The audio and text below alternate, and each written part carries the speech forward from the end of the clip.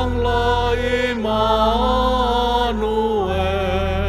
tebus umatmu Israel, yang dalam berkeluh kesah menantikan penolongnya. Bersoraklah, hai Israel, menyambut Sang Immanuel. Oh, datang tunas Isai, patahkan belenggu pedih, dan umatmu lepaskanlah dari lembah sengsaranya. Bersoraklah, hai Israel, menyambut Sang Immanuel.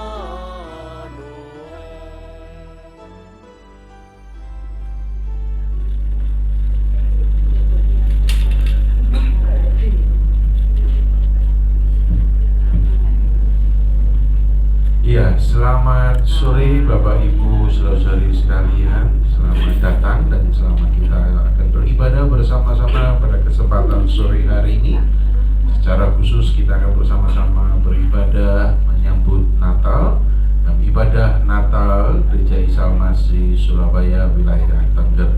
Oleh karena itu saya undang untuk kita boleh bersama-sama bangkit berdiri dan kita akan memulai ibadah Natal sore hari ini dengan sebuah pengakuan bahwasanya pertolongan kita datangnya dari pihak Tuhan yang menjadikan langit, bumi serta segala isinya, dan yang kasih setianya dari selama-lamanya untuk selama-lamanya buat kita semua.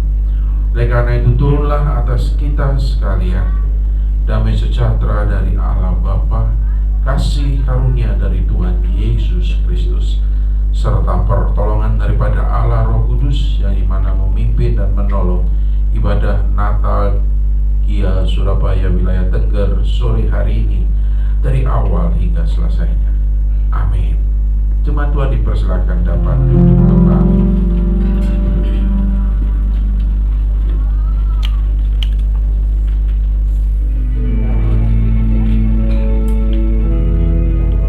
Pada waktu itu Kaisar Agustus mengeluarkan suatu perintah menyuruh mendaftarkan semua orang di seluruh dunia. Inilah pendaftaran yang pertama kali diadakan sewaktu Kirenius menjadi wali negeri di Syria. Maka pergilah semua orang mendaftarkan diri masing-masing di kotanya sendiri. Demikian juga Yusuf pergi dari kota Nazaret di Galilea ke Yudea, ke kota Daud yang bernama Bethlehem, karena ia berasal dari keluarga dan keturunan Daud, supaya didaftarkan bersama-sama dengan Maria tunangannya yang sedang mengandung. Ketika mereka di situ, tibalah waktunya bagi Maria untuk bersalin, dan ia melahirkan seorang anak laki-laki, anaknya yang sulung, lalu dibungkusnya dengan lampin dan dibaringkannya di dalam tabungan, karena tidak ada tempat bagi mereka di rumah penginapan. Di daerah itu ada gembala-gembala yang tinggal di padang menjaga kawanan ternak mereka pada waktu malam. Tiba-tiba berdirilah seorang malaikat Tuhan di dekat mereka, dan kemuliaan Tuhan bersinar meliputi mereka, dan mereka sangat ketakutan. Lalu kata malaikat itu, "Jangan takut, sebab sesungguhnya aku memberitakan kepadamu kesukaan besar untuk seluruh bangsa. Hari ini telah lahir bagimu Juru Selamat, yaitu Kristus Tuhan adanya bagimu. Kamu akan menjumpai seorang bayi dibungkus dengan lampin dan berbaring di dalam palungan. Dan tiba-tiba tampaklah bersama-sama dengan malaikat itu sejumlah besar bala tentara surga yang memuji Allah, katanya. Kemuliaan bagi Allah di tempat yang maha tinggi, dan damai sejahtera di bumi di antara manusia yang berkenan kepadanya. Setelah malaikat-malaikat itu meninggalkan mereka dan kembali ke surga, gembala-gembala itu berkata seorang kepada yang lain, "Marilah kita pergi ke Betlehem untuk melihat apa yang terjadi di sana, seperti yang diberitahukan Tuhan kepada kita." Lalu mereka cepat-cepat berangkat dan menjumpai Maria dan Yusuf dan bayi itu yang sedang berbaring di dalam palungan. Dan ketika mereka melihatnya, mereka memberitahukan apa yang telah dikatakan kepada mereka tentang anak itu. Dan semua orang yang mendengarnya heran tentang apa yang dikatakan gembala-gembala itu kepada mereka. Tetapi Maria menyimpan segala perkara itu di dalam hatinya dan merenungkannya. Maka kembalilah gembala-gembala itu sambil memuji dan memuliakan Allah karena segala sesuatu yang mereka dengar dan mereka lihat semuanya sesuai dengan apa yang telah dikatakannya kepada mereka.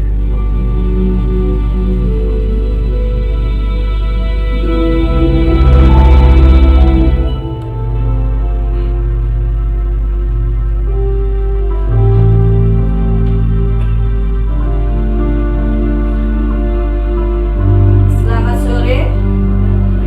Shalom. Shalom. Dan semangat lagi. Shalom. Haleluya. Selamat beribadah Bapak Ibu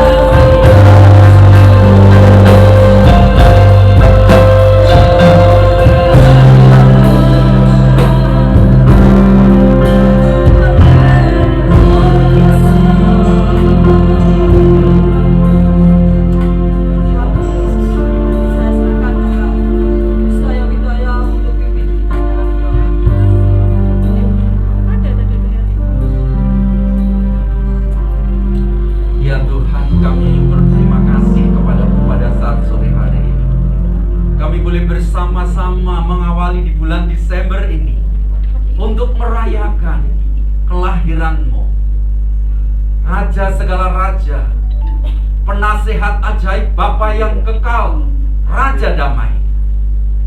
Tuhan, sementara kami merayakan hari kelahiran-Mu, kami pun juga merayakan dan mempersiapkan hati kami untuk kedatangan-Mu yang kedua kali, bukan sebagai bayi yang terbaring di palungan, tetapi sebagai hakim yang mengadili orang yang hidup dan yang mati, dan sebagai hakim yang memberikan upah kepada setiap hamba-hambanya, jemaat-jemaatnya yang selalu berjerih payah di dalam pekerjaan Tuhan.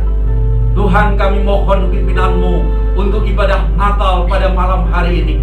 Kami percaya Roh Kudus hadir di tengah kami, dan kami meminta dan memohon kepadamu agar kiranya Roh Kudus itu yang memberkati kami dan membuat ibadah kami berkenan dan menyukakan hati Tuhan. Pimpinlah setiap para hamba-hamba-Mu yang ambil bagian dalam setiap pelayanan pada petang hari ini, yang bermain musik, yang memimpin pujian singer, bahkan terlebih hamba-Mu yang akan menyampaikan firman Tuhan. Tuhan, pakai kami, dan setiap prosesi demi prosesi Tuhan berkati, sehingga seluruh ibadah kami dengan tubuh, jiwa, dan roh kami menjadi persembahan yang menyukakan hati Tuhan. Terima kasih. Inilah doa kami.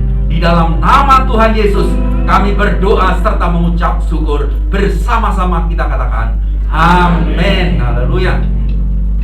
Masih tetap berdiri. Ada sukacita hari ini? Amin. Haleluya.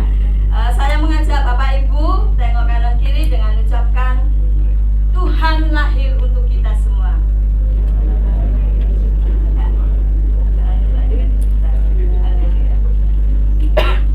Haleluya. Ya, hari ini hari yang bahagia buat kita. Ada sukacita semua? Haleluya. Saya mengajak untuk kita memuji nama Tuhan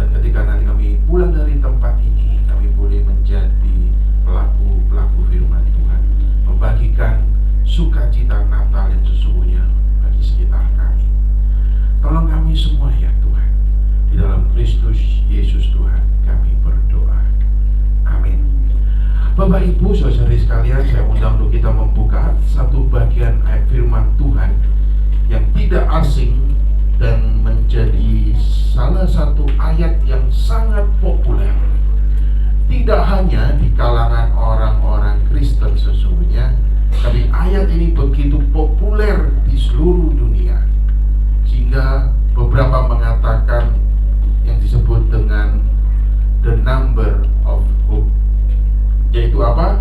3:16. Apa itu 3:16? Sesungguhnya itu bicara Yohanes 3 ayat 16. Mari kita akan membuka satu bagian ini yang dunia mengatakan juga sebagai kata-kata the number of hope, angka pengharapan. Yohanes 3:16. Dan saya akan bacakan bagi Bapak Ibu saudara-saudari sekalian. Berbunyi demikian: karena begitu besar kasih Allah akan dunia ini, sehingga Ia telah mengaruniakan anaknya yang tunggal, supaya setiap orang yang percaya kepadanya tidak binasa, melainkan beroleh hidup yang kekal. Sebuah peribahasa yang hari-hari ini menjadi viral, Bapak Ibu saudari sekalian. Ada yang tahu? Coba saya bacakan peribahasa itu di awal. Nanti jikalau Bapak Ibu saudari sekalian tahu, selanjutnya bersama-sama ikutin saya ya. Peribahasa itu berkata demikian: supaya silaturahmi tidak terputus, pinjam dulu 100. Sering kita mungkin lakukan itu. Peribahasa ini sesungguhnya sedang menggambarkan sebuah kondisi, seringkali relasi antara sesama, sebuah relasi silaturahmi itu hanya didasarkan hanya senilai mata uang. Apakah betul ketika kita pinjam 100 silaturahmi tetap terjalin dengan baik? Tidak. Ternyata ketika peribahasa itu diaplikasikan, alhasil apa? Hanya gara-gara uang 100 yang dipinjam, percecokan terjadi, bukan? Tidak jarang hanya gara-gara pinjam dulu 100, ketika ditagih, yang minjam galaknya ngalah-ngalahin anjing bulldog dan rottweiler. Hanya gara-gara 100 yang mungkin sebelumnya itu adalah teman dan tetangga, akhirnya berakhir menjadi musuh. Perangnya itu lebih mengerikan daripada dua negara yang sedang berperang hari ini. Hanya gara-gara 100 persahabatan rusak. Jadi peribahasa itu sebenarnya menyindir. Apakah betul hanya gara-gara 100 ribu artinya silaturahmi tidak terputus? Justru terputus. Justru akan menjadi percecokan, dan tidak jarang terjadi hal yang fatal, yaitu pembunuhan. Apakah itu makna sebuah relasi? Apakah itu kedalaman sebuah persahabatan kasih? Apakah maknanya hanya sekedar nilai mata uang? 2000 tahun yang lalu, seorang Yahudi, seorang yang luar biasa kaya juga, yang bernama Nikodemus. Dia adalah seorang Farisi, seorang pemimpin agama Yahudi. Malam-malam datang ke Yesus. Dan orang ini yang bernama Nikodemus, seorang Farisi pemimpin agama ini, dia sadar bahwa orang di depannya yang bernama Yesus itu bukan orang sembarangan. Tapi di dalam pemahamannya dia berkata, Rabi atau guru, kami tahu bahwa engkau adalah guru yang diutus oleh Allah. Di dalam pemahamannya, dalam kesadarannya, namun belum sempurna, bahwa yang dihadapinya itu bukan hanya sekedar guru, Bukan hanya seorang yang diutus Allah, namun dia adalah Allah yang datang ke dalam dunia. Untuk seseorang bisa sadar akan itu, untuk seseorang bisa tahu bahwa Yesus bukan hanya sekedar guru yang hebat, tapi dialah adalah Tuhan yang menjadi manusia. Dialah Tuhan yang berinkarnasi menjadi manusia. Dan untuk seseorang bisa percaya kepada Yesus yang adalah Mesias, adalah seseorang yang harus dilahirkan kembali. Maka di dalam percakapan itulah Nikodemus tidak paham dan bingung apa yang dimaksudkan Yesus meresponi akan salam dan ucapan Nikodemus itu. Bagaimana mungkin aku yang sudah tua ini masuk kembali ke dalam rahim ibu? Pemahaman Nikodemus adalah pemahaman secara duniawi, pemahaman secara akal pikiran, dan dia sadar namun dia masih memakai usaha manusianya. Seseorang untuk bisa datang dan sadar akan pemberian Allah itu tidak berdasar berangkat dari usahanya, kemampuannya, atau kepintarannya, atau kehebatan kekayaannya. Tapi orang itu harus mengalami kelahiran baru. Dan disitulah Nikodemus menemukan tidak mungkin, tidak bisa. Ya, manusia selamanya tidak akan pernah bisa dengan kekuatannya berkata, aku bisa percaya bahwa Yesus adalah Mesias, aku bisa ini dan itu. Tidak bisa. Maka itulah Yesus berkata, karena apa? Karena begitu besar kasih Allah. Di tengah-tengah ketidakmampuan manusia sesungguhnya untuk bisa datang kepada Allah. Why? Karena manusia telah jatuh di dalam dosa, dan dengan kekuatannya manusia selamanya, seganteng apapun dia, sebaik apapun dia, sekaya apapun dia, manusia tidak akan bisa datang pada Allah dan mengatakan, nih loh, aku mampu ini dan itu, aku punya ini dan itu. Nah, semuanya itu harus mengalami kelahiran baru. Dan Nikodemus tidak mampu memahami itu. Ya, dengan manusia kita tidak mampu bisa melakukan. Maka itulah Yesus mengatakan, karena begitu besar kasih Allah. Cara keselamatan itu dimulai dari Allah, bukan dari manusia. Keselamatan itu dimulai dari inisiatif Allah. Dasarnya apa? Bukan dasarnya manusia yang hebat, manusia yang baik, manusia yang pintar, tapi dasarnya karena kasih Allah yang begitu besar. Akan siapa? Akan dunia ini. Dunia yang tidak bisa memberikan apapun. Dunia yang sudah hancur total, menggambarkan manusia yang di tengah-tengah ketidakmampuannya. Nah, dasar keselamatan, dasar anugerah yang kita peringati setiap tahun, saudara, momen baik di Natal, diikuti dengan Jumat Agung, diikuti dengan Paskah. Setiap momen Natal itu dasarnya adalah kasih Allah, bukan dari kita.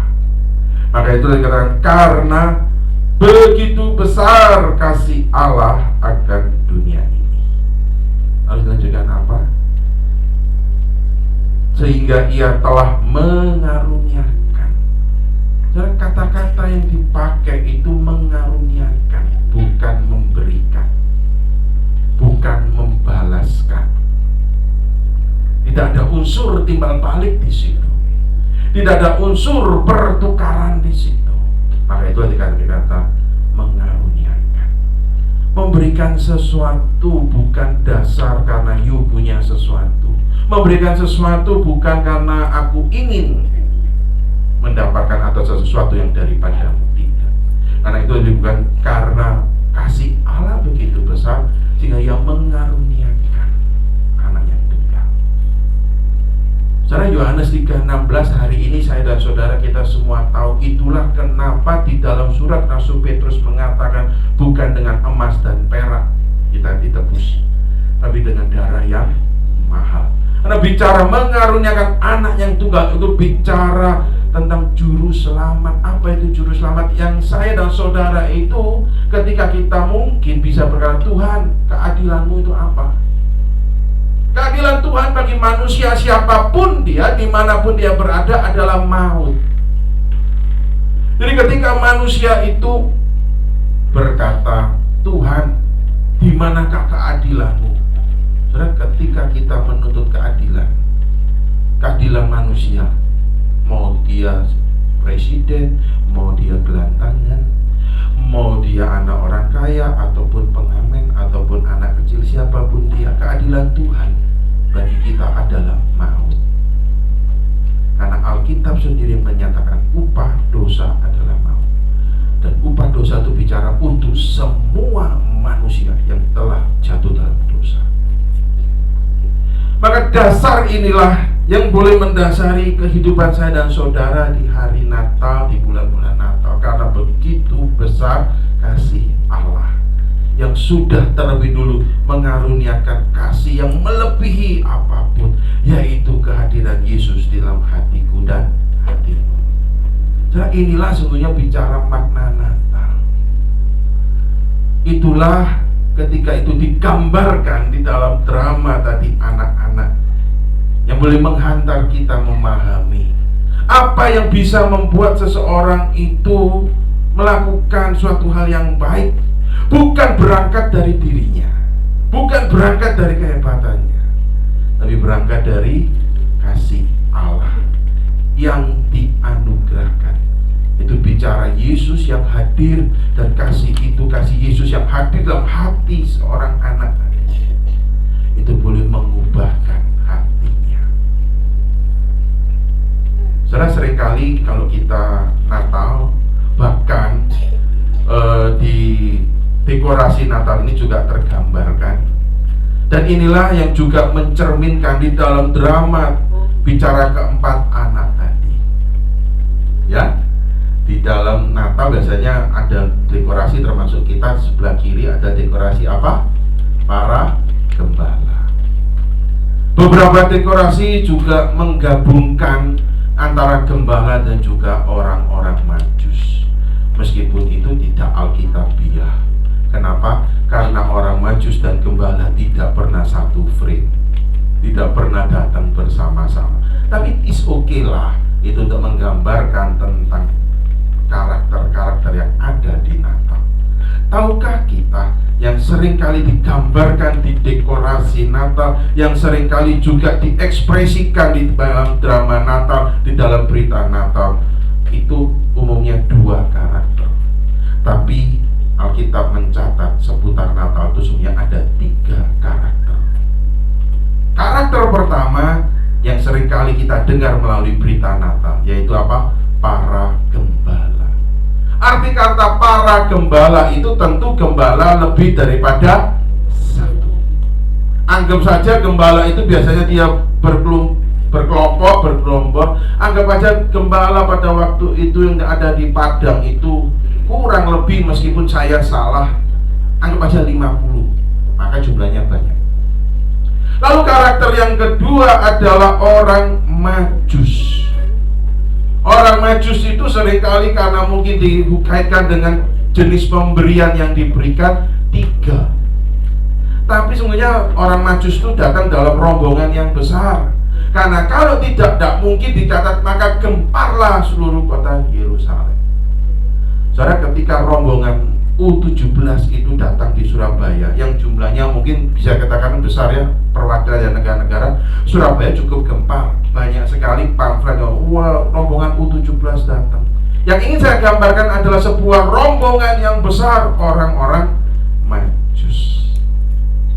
Saudara, tahukah karakter yang ketiga siapa? Raja Herodes. Dan Raja Herodes itu digambarkan hanya satu orang. Lalu apa yang kita bisa lihat di dalam 3 karakter ini? Karakter para gembala di dalam kesederhanaannya, di dalam ketidakpunyaannya, ya kan? Dia ketika mendengar berita yang disampaikan oleh malaikat, dia datang dan melihat bayi itu. dia memuji Allah. Pulang hatinya gembira, dia menyembah memuji Allah. Ada hati yang diberikan, ada keseluruhan jiwa raganya yang diberikan untuk Tuhan. Di dalam kerendahan hatinya dia memuji Allah, bukan? Di dalam kesederhanaan dan tidak punyanya dia memuji Allah dan memberikan apa yang dia punya, hatinya. Namun ada juga rombongan orang Majus dengan karakter menggambar ketika dia datang, dia mempersembahkan sebuah persembahan yang menjadi bicara harta benda, karena mereka orang Majus adalah orang-orang yang berada, orang yang kaya. Dan tidak hanya itu saja, ketika orang Majus itu datang, dia menyembah di dalam kerendahan hatinya dan memberikan. Bukan bicara memberikan, lu miskin, lu ini tak kasih. Enggak, lu di dalam kerendahan hati, hati yang menyembah dan juga hati yang memberi, orang Majus. Tapi karakter ketiga, Raja Herodes, apa yang dilakukan? Ketika tahu akan kelahiran raja di atas segala raja, terusiklah hatinya. Tidak pingin ada raja lain yang akan menggantikan dia. Takut, panik, putar otak, bagaimana raja ini harus mati. Alhasil apa? Dengan kekejian yang begitu rupa, hantam. Semua bayi 2 tahun ke bawah dihabisin. Hanya gara-gara ketakutannya, posisinya tergantikan. Jadi bisa saya katakan jumlah gembala itu banyak, betul? Jumlah orang Majus juga banyak. Raja Herodes cuma 1. Hari ini, kalau saya dan saudara mau sadari, jumlahnya sedang terbalik. Gembala mungkin bisa jadi ada Mesia, tapi tidak banyak. Karakter-karakter gembala tidak banyak, yaitu yang dengan segenap hatinya datang memuji Tuhan dengan sungguh-sungguh, tidak banyak. Karakter Majus, orang Majus digambarkan golongan besar, tapi hari ini tidak banyak yang betul-betul datang memberikan, mempersembahkan seluruh hatinya, menyembah dengan kerendahan hati dan memberikan hartanya untuk Tuhan. Tidak banyak, sorry to say. Tapi hari ini banyak yang menjadi raja Herodes. Bisa jadi termasuk saya. Terusik Natal bicara, pokoknya aku harus mau begini, agendaku harus begini. Ketika dia masuk di dalam kepanitiaan kah, di dalam aktivis atau kegiatan apapun, saling sikut menyikut, bukan? Oh, tidak bisa, pokoknya aku maunya Natal tuh begini. Hanya gara-gara agendanya, aku kepengen Natal itu warnanya hijau, semua dekorasi harus hijau, yang satu enggak kuning, yang satu enggak merah. Berakhir apa? Gontok-gontokan. Dan gontok-gontokan itu sama ingin membunuh Yesus yang harusnya kita rayakan. Sorry to say, hari ini Raja Herodesnya banyak. Tapi di manakah karakter orang Majus? Di manakah karakter para gembala? Drama anak-anak tadi sebenarnya juga mengingatkan kita, Bapak Ibu, saudara-saudari sekalian. Bukan karakter Herodes yang harus kita lestarikan, bukan. Tapi harus karakter seperti seorang gembala, yaitu ketika ada orang yang butuh bantuan, dengan kebisaannya, di dalam keberadaannya, dia mau membantu. Apa yang bisa dilakukan, dibantu. Ketika ada seorang nenek yang jatuh, dibantunya. Bukan malah menjijikan. Itu ada karakter-karakter Herodes, kalau boleh saya katakan. Tidak mau akunya itu tergantikan, akunya yang harus hebat. Semua orang harus lihat aku yang hebat. Semua orang harus di dalam Natal itu kalau bisa, aku loh yang berjasa, aku loh yang bisa begini, aku Yesus yang dimatikan. Tapi drama tadi itu mengingatkan kita karakter gembala, karakter orang Majus. Apa itu emas, kemenyan, dan mur dalam kehidupan kita? Harta yang kita punya tidak harus mahal, tidak harus mewah, tapi maka kita juga mau memberikan buat Tuhan. dengan hati yang menyembah, bukan dengan hati yang penuh dengan transaksional. Kalau aku memberikan persembahan untuk Natal, apa yang bisa aku dapatkan? Apakah aku dapat surat ucapan terima kasih? Dapat bingkisan Natal dari gereja? Tempat duduk terdepan? Enggak. Orang Majus bahkan setelah dia memberikan harta bendanya, apa yang dia diperintahkan? Pulang harus jalan memutar, saudara. Itu problem, itu hal yang melelahkan, hal yang lebih bahaya. Pulangnya harus jalan memutar. Tapi perjumpaan dia dengan Sang Juru Selamat Yesus tetap terus membuat dia sukacita. Itulah kasih yang digambarkan di drama tadi, yaitu Yesus yang hadir. Natal bicara Yesus yang hadir di dalam hati kita semua, sehingga hati kita itu menjadi seperti karakter seorang gembala, seperti orang-orang Majus. Dan janganlah sampai karakter Herodes itu tetap terus subur di dalam hati kita. Nah, biarlah kita boleh merasakan tentang apa itu mengalami Yesus di hari Natal ini. Apa itu begitu besar kasih Allah, betul-betul kasih itu begitu besar, anugerah karunia itu betul-betul kita rasakan. Drama anak sekolah minggu tadi menjadi sebuah diorama mengingatkan kita akan panggilan kita.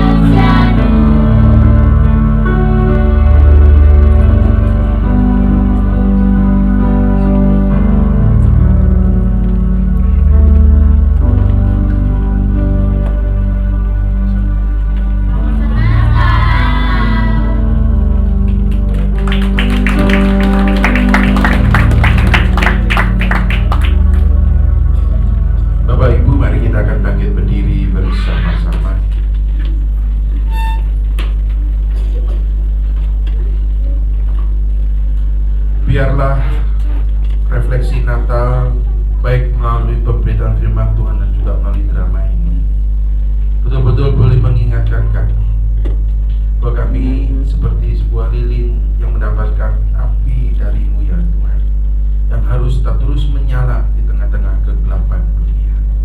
Sebuah hati yang boleh memancarkan akan kasih Kristus. Di hari Natal ada hal yang terutama, yaitu Yesus yang harus kami puji dan sembah, bukanlah keegoan kami. Biarlah perenungan dan juga drama ini menolong kami untuk kami boleh mendapatkan berkat Natal di tahun ini. Di tengah-tengah kemelut dunia, keadaan dunia yang tidak menentu dan tidak pasti, ada pribadi yang pasti dan memberikan pengharapan, Yesus yang hadir dalam hati kami. Maka tolong kami semua ya Tuhan. Dalam Kristus Yesus Tuhan kami berdoa. Amin. Cuma Tuhan dipersilakan dapat.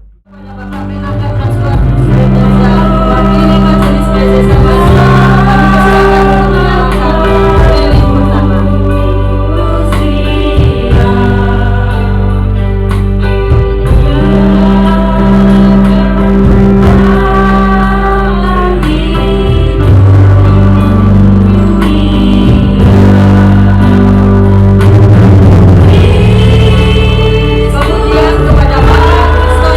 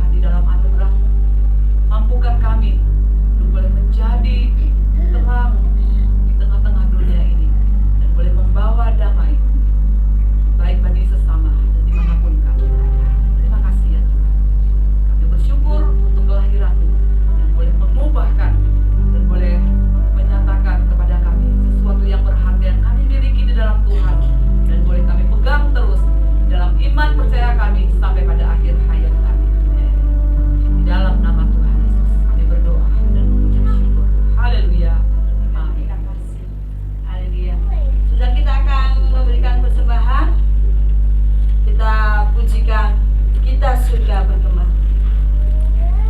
Petugas persembahan Bapak Ibu Ayah, untuk kantong persembahan biru untuk persembahan umum dan persembahan yang merah untuk perpuluhan. Surga bergema, hari Raja mulia, damai dan sejahtera turun dalam dunia. Bangsa-bangsa bangkitlah dan bersoraklah semangat, bagi Kristus tak pernah bisa surga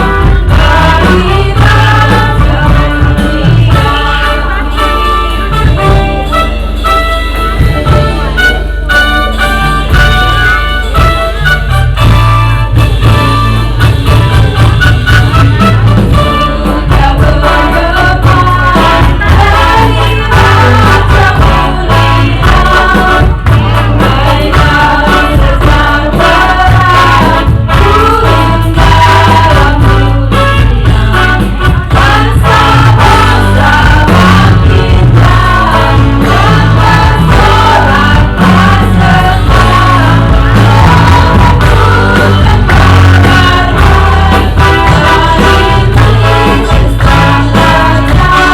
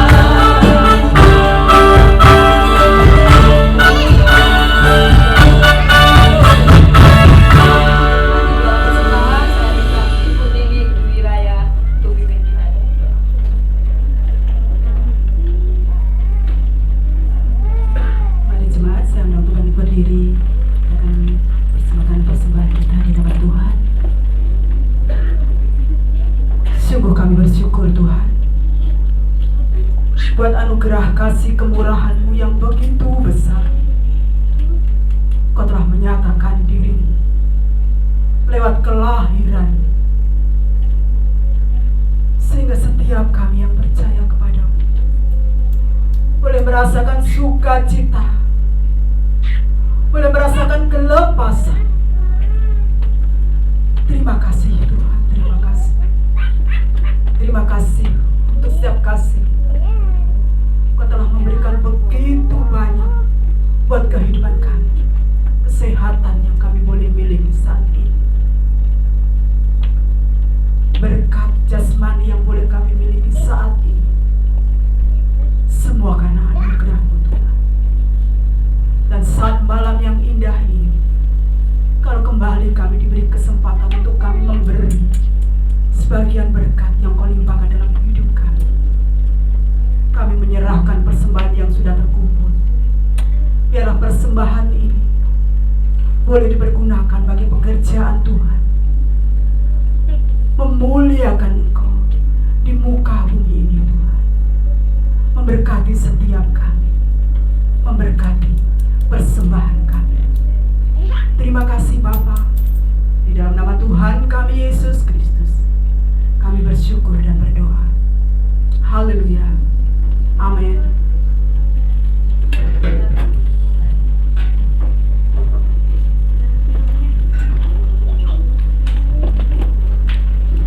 Ya, puji nama Tuhan.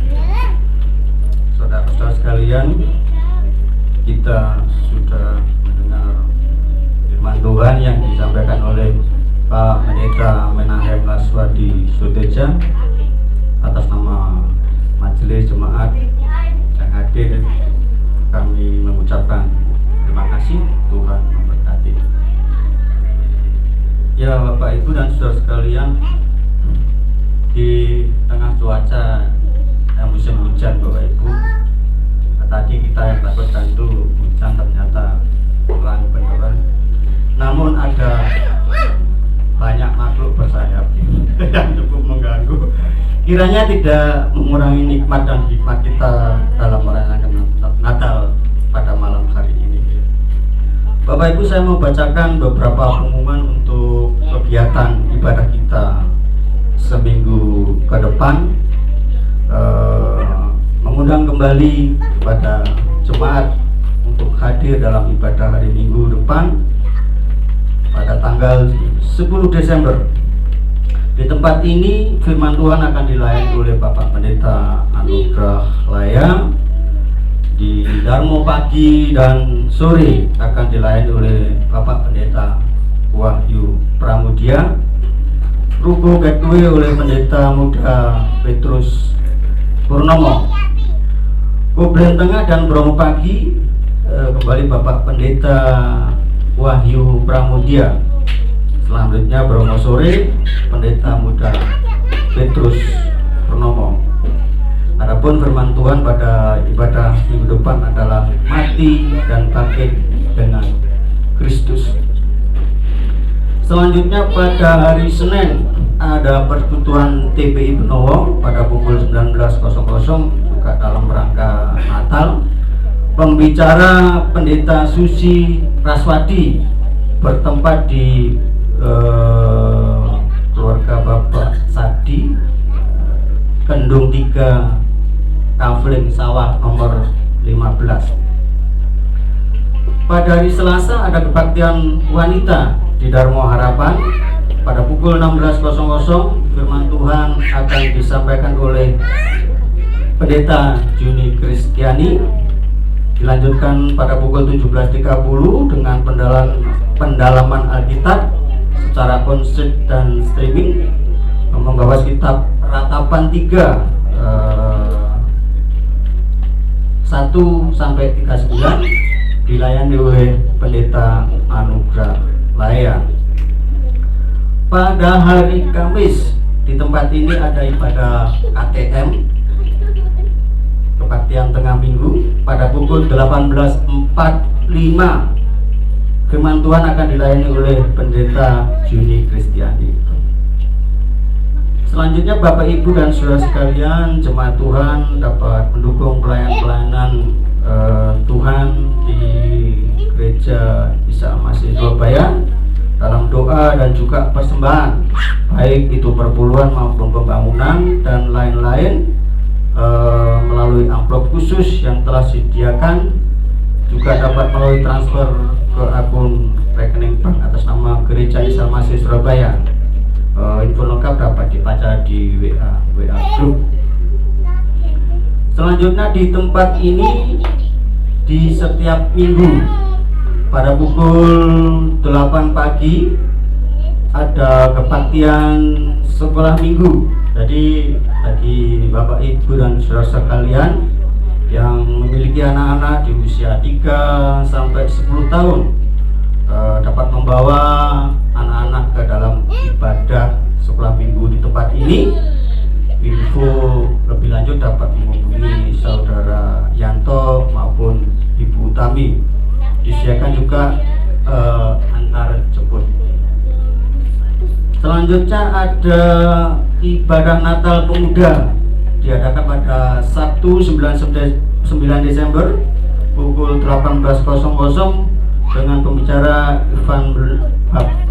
Bapak Evangelis Hansun Fang di Darmo Harapan. Juga ada Natal Sekolah Minggu pada Sabtu 16 Desember pukul 15.30 di Darmo Harapan. Di Darmo Harapan pembicara Saudara Grace Fanya. Gereja Tuhan juga tidak lupa mengucapkan selamat ulang tahun bagi jemaat yang berulang tahun pada sepekan mendatang. Doa kami kiranya damai sejahtera Tuhan selalu berlimpah. Selanjutnya kami juga atas nama majelis hamba Tuhan serta pengurus Gereja Sama Surabaya mengucapkan terima kasih kepada seluruh jemaat yang hadir pada malam hari ini dan telah mendukung turut serta mendukung baik dalam doa maupun dana serta tenaga demi terselenggaranya ibadah Advent dan Natal kali ini. Dan juga dari kepolisian Polsek Benowo serta pihak keamanan lingkungan RT 02 RW 5 Kelurahan Kanggangan, juga rekan-rekan dari tim musik, WL, singer, dan seluruh penata layanan dan sekjen yang ada. Juga tak lupa paduan suara gabungan, kami juga mengucapkan terima kasih atas dukungannya.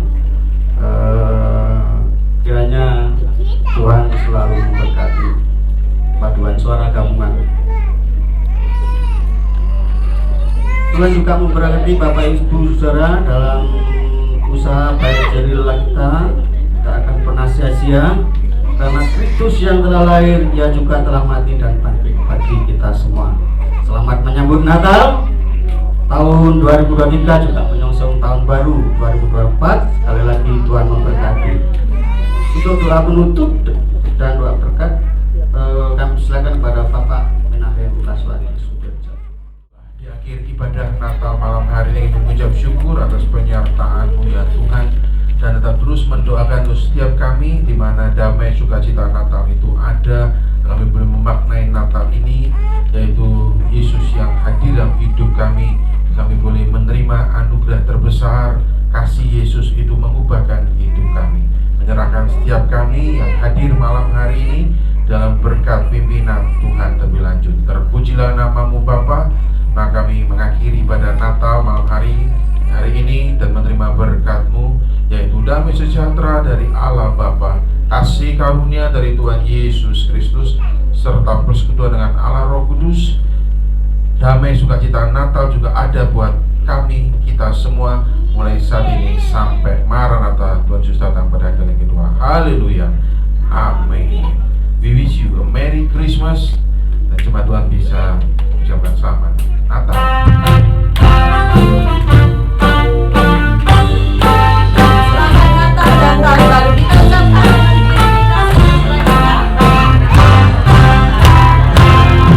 Merry Christmas.